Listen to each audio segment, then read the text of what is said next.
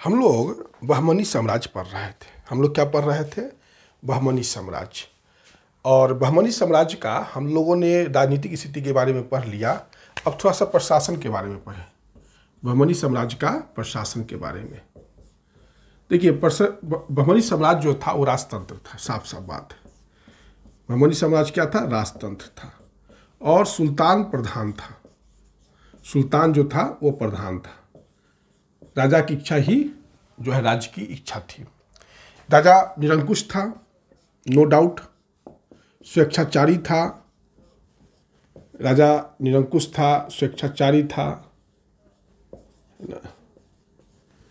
ध्यान में रखना होगा। और अपने आप को ईश्वर का प्रतिनिधि कहता था। अपने आप को ईश्वर का प्रतिनिधि कहता था।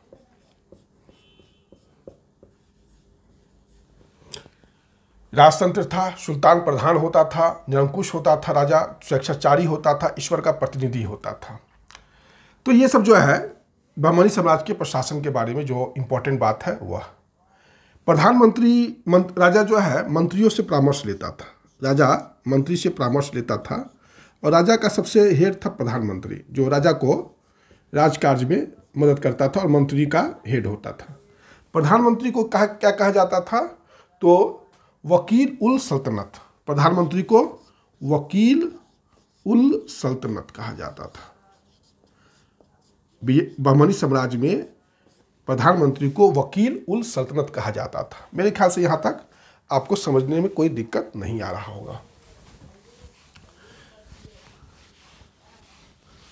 एक होता था वित्त मंत्री। वित्त मंत्री जो है उसको अमीर ए जुमला कहा जाता था। वित्त मंत्री को क्या कहा जाता था? अमीर ए जुमला। वित्त मंत्री को अमीर ए जुमला कहा जाता था। कोई दिक्कत नहीं होना चाहिए।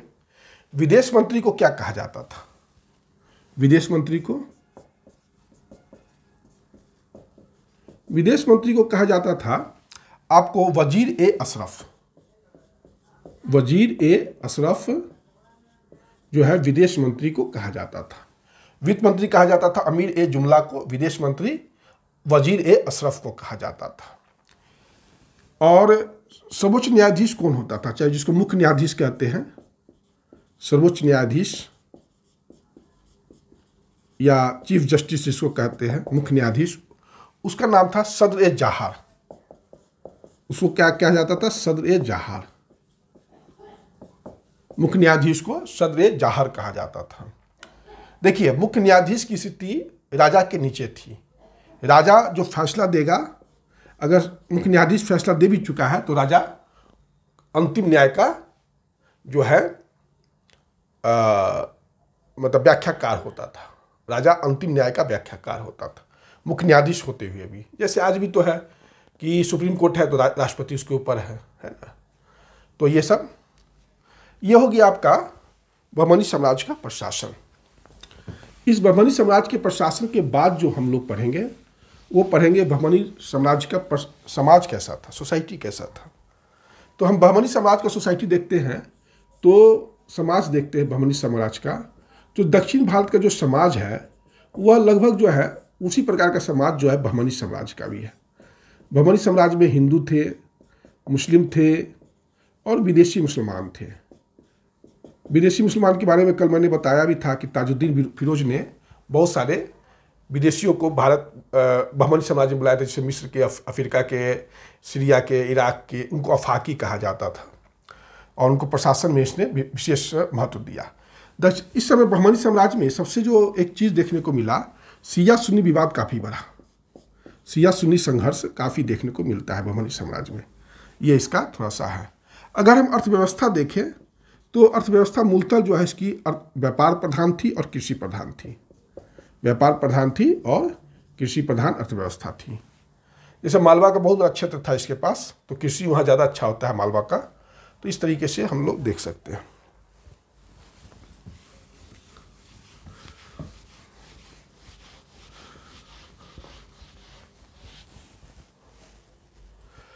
कला संस्कृति।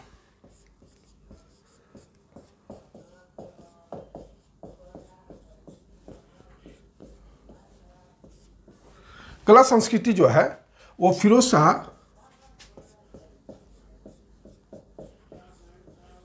बहमनी, फिरोज शाह बहमनी जो था एक बहुत ही विद्वान शासक था, कवि भी था और विभिन्न भाषाओं का यह ज्ञाता था। मैंने आपको महमूद गवा का भी चर्चा किया था। महमूद गवा भी काफ़ी विद्वान शासक था, क्लास, और उसने बीदर में मदरसा भी खोला था, महाविद्यालय खोला था महमूद गवा ने। तो ये सब कला संस्कृति में हमने आपको बताया था। अब हम लोग थोड़ा सा जो बहमनी साम्राज्य जो मतलब विजयनगर साम्राज्य टूटा, कल चर्चा किए थे, तो उसमें से एक साम्राज्य बना था आपको बीजापुर।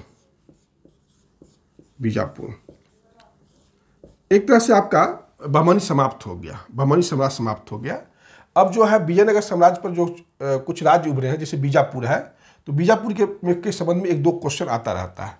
देखिए, बीजापुर का एक इंपॉर्टेंट शासक था आदिल शाही वंश का, इब्राहिम आदिल शाही द्वितीय। इब्राहिम आदिल शाह द्वितीय, ये बहुत ही बीजापुर का इंपॉर्टेंट शासक था।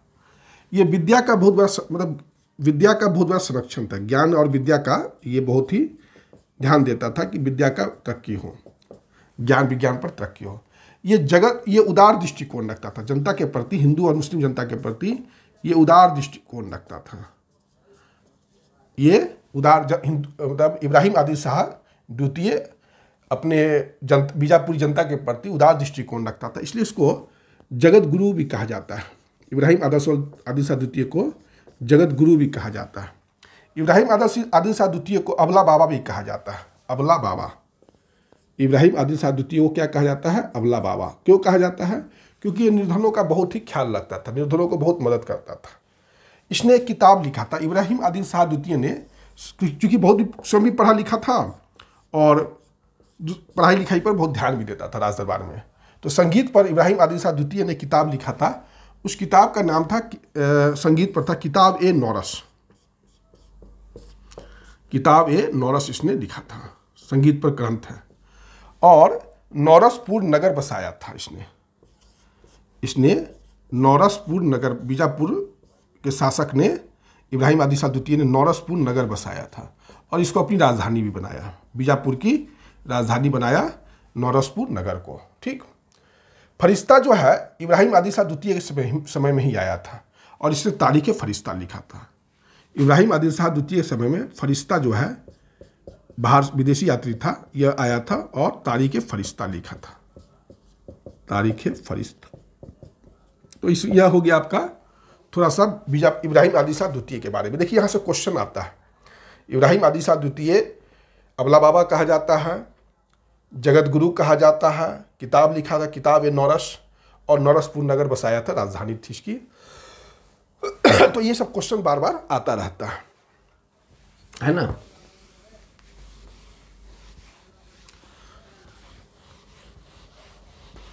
अब हम लोग जो चीज पढ़ने जा रहे हैं उस चीज का नाम है, बीजापुर का एक इंपॉर्टेंट शासक था मोहम्मद आदिल शाह। बीजापुर का ही एक इंपॉर्टेंट शासक था मोहम्मद आदिल शाह। मोहम्मद आदिल शाह का आज भारत में ही नहीं विश्व में नाम है। क्यों नाम है?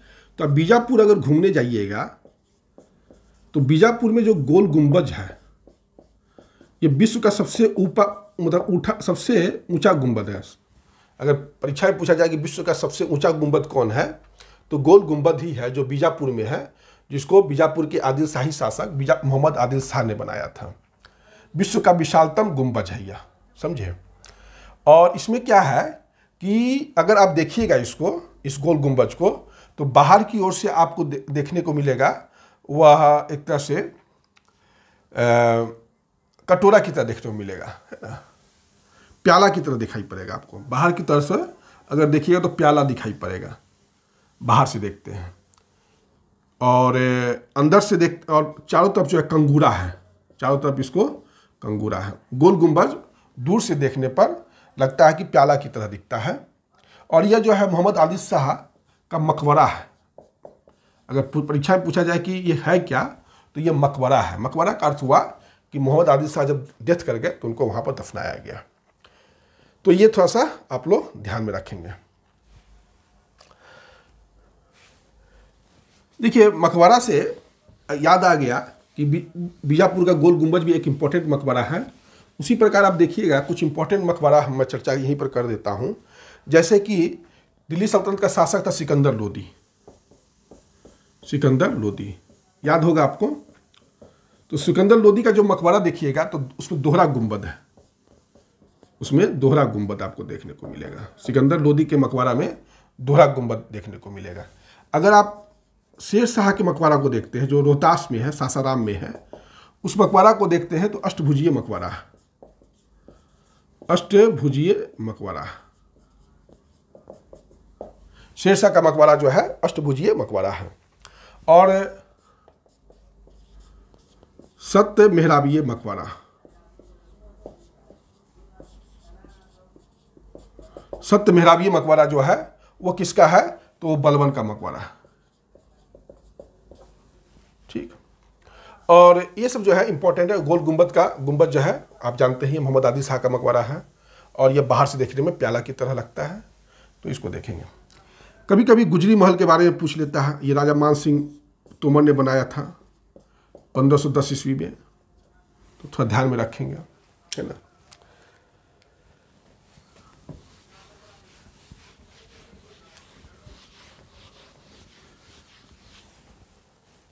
कर्नाटक में आप जाएंगे, हम लोग कर्नाटक में एक जगह है हासन, कर्नाटक में हासन जिला है। वहीं पर एक हलेवीड, पहले द्वार समुद्र नाम था, पहले उसका नाम द्वार समुद्र था, आजकल हलेवीड नाम है, हलेवीड है। तो द्वार समुद्र जो था हुएसल, यहीं पर हुएसल वंश था, हुएसल वंश था। आपको 12वीं-13वीं शताब्दी में, 12वीं शताब्दी में और 13वीं शताब्दी में यहाँ पर हुएसल वंश की राज था। हुएसल वंश की राजधानी द्वार समुद्र था। द्वार समुद्र जो है कर्नाटक के हासन जिला में है। आजकल जो है द्वार समुद्र को हलेबीड कहा जाता है। तो यहीं पर विष्णुवर्धन जो थे, जो होयसल वंश के राजा थे, उन्होंने एक मंदिर बनाया था, होयसलेश्वर मंदिर, होयसलेश्वर मंदिर।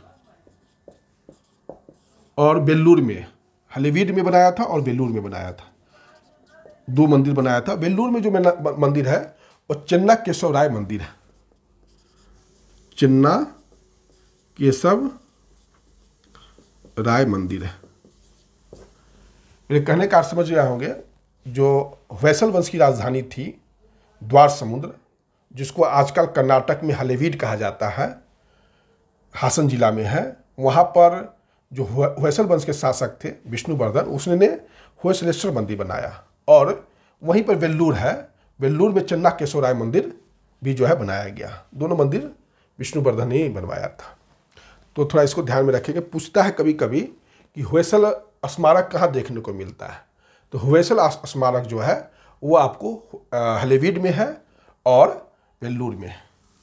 ठीक, हलेबीड में है और वेल्लूर में है। एक क्वेश्चन और हम डिस्कस कर देते हैं, जो अंतिम क्वेश्चन है बहमनी साम्राज्य पर। दक्षिण भारत में एक देखिएगा पोलीगार। इन पोलीगार से आपको हमने परिचय कराया होगा जब मॉडर्न हिस्ट्री पढ़ा रहे थे, तो पोलीगारों का विद्रोह। ये पोलीगार है कौन, तो ये सामंत, पोलीगार जो है उपाधि है, सामंतवादी उपाधि है, सामंतवादी उपाधि है। देखिए सामंतवादी उपाधि किसको मिलता है, या तो भू मालिक हो, जमीन का मालिक होगा, या कोई सेना का मालिक होगा, मिलिट्री का, या प्रांतपति का होगा, उसी को मिलता है लगभग ये सामंतवादी उपाधि, जो पोलीगार कहलाते थे। वहाँ पर ये पोलीगार जो थे, ये 16वीं-18वीं शताब्दी में वहाँ पर दक्षिण भारत में देखने को मिलता है। 16वीं से 18वीं शताब्दी में वहाँ पर नायक वंश का राज था। 16वीं से 18वीं शताब्दी तक नायक वंश का दक्षिण भारत में राज था। और ये लोग जो थे भूस्वामी को, भू मालिक को, या सेना के प्रधान को, या प्रांतपति को एक सामंतवादी उपाधि देते थे, जिसको पोलीगार कहते थे, जिसको पोलीगार कहते थे। वो क्षेत्र जो था उनके पोलीगार के नियंत्रण में रहता था, क्योंकि प्रशासकीय नियंत्रण बनाने के लिए वैसा करते थे। जो उत्तर भारत में भी आपको सामंतवादी जो चौधरी हुए, समकक्ष उसी तरह के आप मान सकते हैं। ठीक ठीक है, इस तरीके से आपका बहमनी साम्राज्य समाप्त हो गया। और अब जो है हम लोग मुगल साम्राज्य की ओर एंट्री करेंगे। अब हम लोग मुगल साम्राज्य आज से अब शुरू नेक्स्ट वीडियो से होगा। धन्यवाद।